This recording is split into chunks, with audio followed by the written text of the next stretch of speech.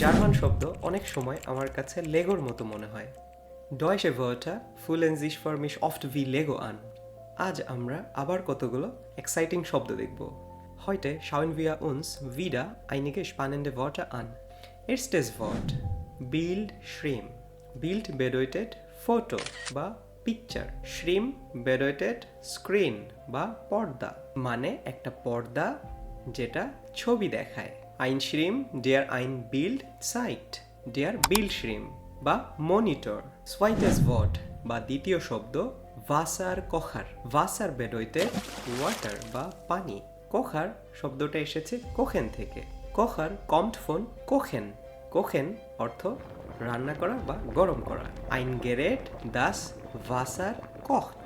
একটা যন্ত্র যেটা পানিকে রান্না করে বা গরম করে। Wasserkocher, water heater. Drittes Wort, তৃতীয় শব্দ Fernbedienung. Fern bedeutet Weg বা দূরে। Bedienung bedeutet কন্ট্রোল করা বা নিয়ন্ত্রণ করা, মানে একটা বস্তু বা যন্ত্র যেটা দূর থেকে কোনো কিছুকে নিয়ন্ত্রণ করতে পারে। Ein Gerät, mit dem man steuern kann. Fernbedienung বা Remote Control.